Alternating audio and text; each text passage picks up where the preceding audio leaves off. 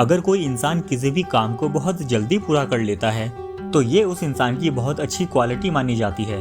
जितनी जल्दी वो उस काम को खत्म कर ले उतना अच्छा।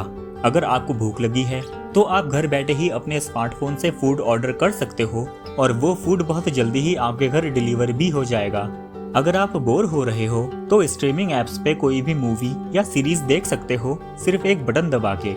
हम दुनिया के एक कोने से दूसरे कोने में बैठे हुए लोगों से इंस्टेंटली बात कर सकते हैं जब तक हमारे पास इंटरनेट कनेक्शन है। और thanks to the dating apps हमारे सामने पोटेंशियल पार्टनर्स की लाइन है जिसे हम अपने स्मार्टफोन से ही एक्सेस कर सकते हैं। हमें जिस भी चीज़ की डिज़ायर होती है वो चीज़ हमें जल्दी से जल्दी चाहिए होती है, बिकॉज टाइम इज़ मनी और हम अपने टाइम को वेस्ट नहीं करना चाहते।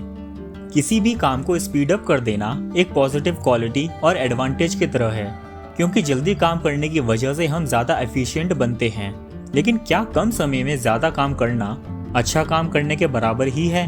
और क्या हम बिना ज़्यादा परेशानी के स्मूथली वर्क कर पाते हैं? कुछ लोग इस बात में बिलीव करते हैं कि हम स्लोली काम करने में ही अच्छे हैं। इसे कहा जाता है स्लो लिविंग और ये फास्ट पेस्ड लाइफ का अपोजिट ही है। फास्ट पेस्ड लाइफ में हम भाग दौड़ भरी जिंदगी जीते हैं और प्रेजेंट मोमेंट को अप्रिशिएट नहीं करते। वहीं दूसरी तरफ स्लो लिविंग में हम पीसफुली जीते हैं, खुश रहते हैं और प्रेजेंट मोमेंट को एंजॉय करते हैं। स्लो लिविंग हमें एनकरेज करती है उन चीज़ों को प्रायोरिटाइज करने में जो रियल में मैटर करती हैं। दूसरे वर्ड्स में कहा जाए तो स्लो लिविंग हमारी लाइफ को सिंप्लीफाई करती है और हमें प्रेजेंट मोमेंट में जीना सिखाती है।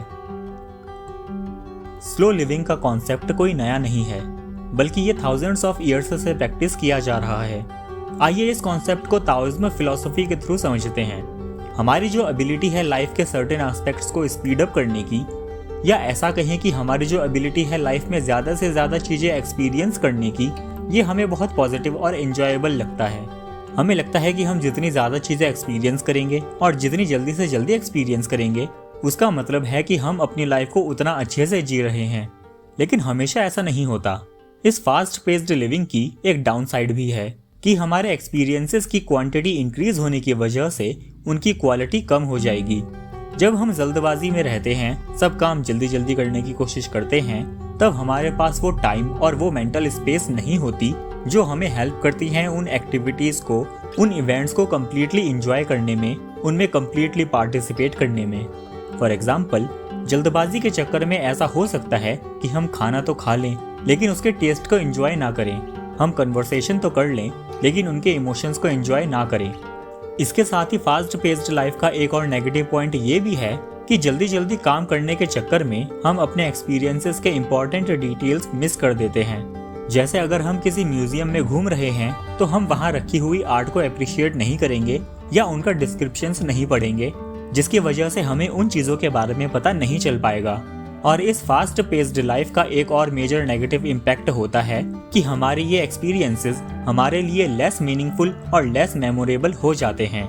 इसका मतलब फास्ट पेस्ड लाइफ में हमें ऐसा लग सकता है कि हम ज़्यादा से ज़्यादा चीज़ें एक्सपीरियंस कर रहे हैं, लेकिन रियलिटी में हम अपनी लाइफ में जॉय और कंटेंटमेंट वाली मोमेंट्स मिस कर रहे हैं। फॉर एग्जाम्पल, अगर हम हमेशा जल्दबाजी में रहते हैं तब हम अपने आसपास होने वाली चीज़ों के साथ पूरी तरह से एंगेज नहीं हो पाते हैं और हैप्पीनेस, जॉय और कंटेंटमेंट वाली मोमेंट्स को मिस कर देते हैं, जैसे कि अपने लव्ड वंस के साथ टाइम स्पेंड करना, सनसेट एंजॉय करना, कोई डिलीशियस फूड खाना और या फिर बस उन पास्ट एक्सपीरियंसेस के बारे में सोचना जिन्होंने हमें लाइफ में बहुत खुशियाँ दी हैं। इस जल्दबाजी का एक और नेगेटिव पॉइंट ये भी है कि हम हमेशा ही एंग्जियस, डिप्रेस्ड और टायर्ड फील करते हैं। अगर हम हमेशा ही अपने गोल की तरफ भागते रहेंगे और बाकी किसी भी चीज़ पर ध्यान नहीं देंगे तो हम लाइफ की वो चीज़ें मिस कर देंगे जो हमें रियल हैप्पीनेस और फुलफिलमेंट देती हैं और जो बहुत इजी और सिंपल भी हैं।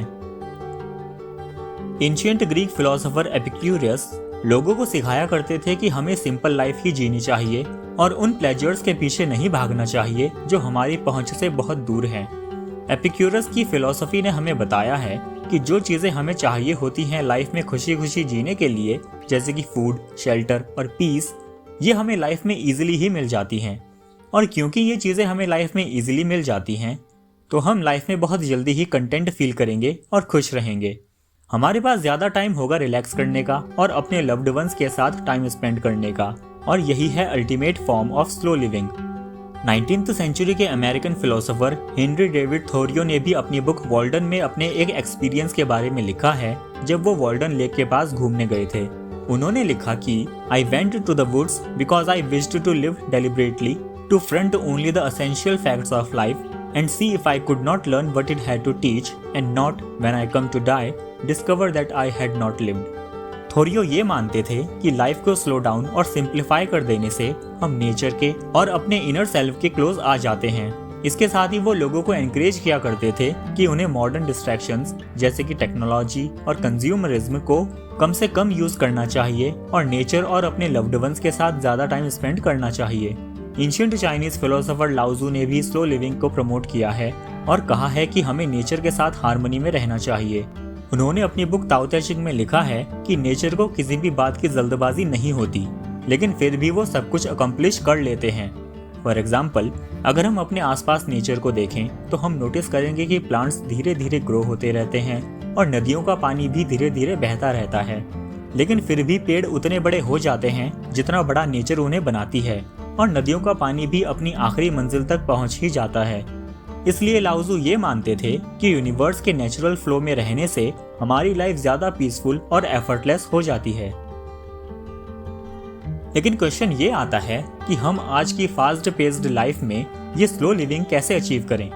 अपना काम छोड़कर क्यों रिलैक्स होकर बैठ जाए जब हमने अपना गोल अचीव ही नहीं किया है? इसका आंसर है कि हम अपनी लाइफ के गोल्स को उन तरीकों से सेट करें जिससे हम लाइफ के वॉलंटरी इविल्स से दूर हो सकें।